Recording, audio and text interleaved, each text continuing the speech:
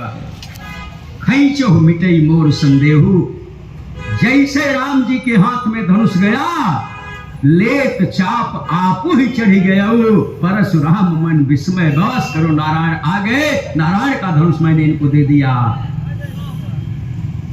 लक्ष्मण सरकार ने कहा प्रभु आदेश करो, ताव प्रताप, आपके प्रताप से धनुष तोड़ दूं, ब्रह्मांड को फोड़ दूं, कमल लाल जिम चाप चढ़ा मो जोजन सत प्रमाण।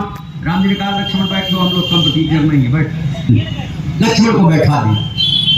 जब लक्ष्मण सरकार बैठ गए तब क्योंकि सीता जी की सहेली विश्वामित्र के पास आई थी, और विश्वामित्र जब संत होगा तो संत को तो भगवान की लीला सब मालूम होती है। अगर संत है तो संत ही भगवान के बारे में अच्छा जानता है, क्योंकि संत भगवंत का दुलरुआ पूत होता है। संत भगवंत का जैसे बेटा, भगवान को श्राप शरत कुमार मुनियों ने क्यों दिया? एक बेटा है, छोटा सा है, संत भगवंत का दुलरुआ पुत्र। जैसे बेटा छोटा सा जब चाहे मां के कक्ष में चला जाए, पिताजी माताजी दोनों मौजूद है, जब चाहे बेटा चला जाए, कोई रोक टोक नहीं। लेकिन सनत कुमार मुनियों को जब द्वारपालों ने रोक दिया भगवान के दरबार में जाने से, वहीं सनत कुमार मुनियों ने श्राप दे दिया भगवान।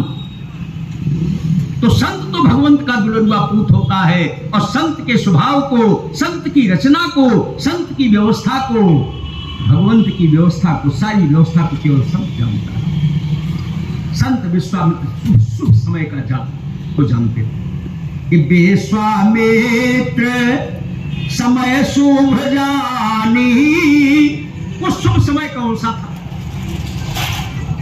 शंकर जी का धनुष 24 घंटे में एक बार फूल जैसा हल्का होता है, फूल जैसा। अब उस समय कोई राजा धनुष के पास नहीं गया। वह अंतराल जितनी देर तक वो धनुष का वजन फूल जैसा होता था, उस समय कोई राजा धनुष के पास नहीं गया, कोई न कोई व्यतिक्रम पड़ गया। लेकिन विश्वामित्र समय शुभ जानी। अब दूसरा भाव इसका यह है कि शंकर जी का वो धनुष दधीच की हड्डी का बना हुआ है। इंद्र का वज्र, शंकर जी का यह धनुष इंद्र की हड्डी का बना हुआ, दधीच की हड्डी का बना हुआ है।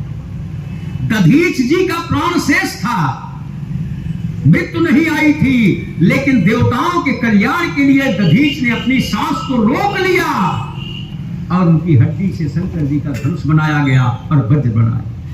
तो दधीच की मृत्यु का, दधीच के प्राणांत का वही समय आ गया था जिस समय धनुष टूटता, उसी समय दधीच का प्राण निकलता। तो वह विश्वामित्र को ज्ञान था कि महाराज दधीच की मृत्यु का समय अब आया है, और इसके पहले धनुष टूट नहीं सकता। तो विश्वामित्र समय शुभ जानी। कहा राम उठो, उठो राम, गुरुदेव काम का शंकर जी की धनुष तोड़ दो। कहा गुरुदेव शर्त बड़ी खतरनाक है, विवाह करना पड़ेगा, यही राम का आदर्श है। गुरुदेव शर्त बड़ी खतरनाक है, राज समाज आज जो तोड़ा, सीता जी उसके गले में बरमाल डाल देंगी, और विवाह के लिए माता पिता की सहमति आवश्यक है। गुरुदेव बिना पिता की सहमति के राम विवाह नहीं करेगा, आपके कहने से धनुष गले तोड़ दे। विश्वामित्र ने कहा राम, इस समय तेरा पिता, तेरी मां, तेरा गुरु, मैं सब कुछ हूं, क्योंकि तुम्हारे पिता ने मेरे संरक्षण में दे दिया है। मैं तेरा पिता, मैं तेरा तुमेव माता से पिता तुमेव, मैं सब कुछ तुम्हारा हूं। उठो। राम जी उठे। अब देखिए, छोटी सी रियासत का राजा राम, जौनपुर रियासत का राजा, सिंघरामऊ रियासत का राजा, राजा बाजार, अवसानगंज, तमाम रियासतों के राजा जब उठे तो कैसे उठे?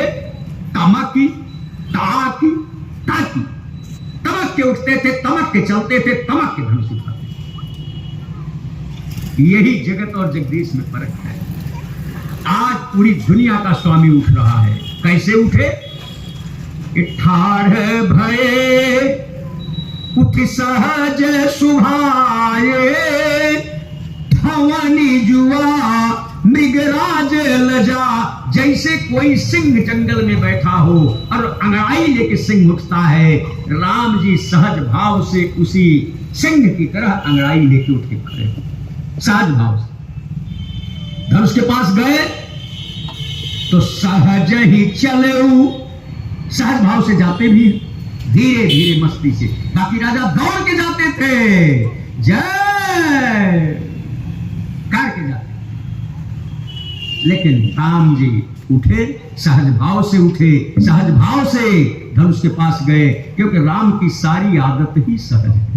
राम का उठना सहज, राम का चलना सहज, राम का बोलना सहज, राम का हंसना सहज, राम का रोना सहज, राम की सारी आदत सहज। ना होती तो सीता जी अशोक वन में हनुमान जी से क्यों ये बात कहती कि सहज बानी, जिसकी सारी आदत ही सहज है, सहज बानी सेवक सुखदा।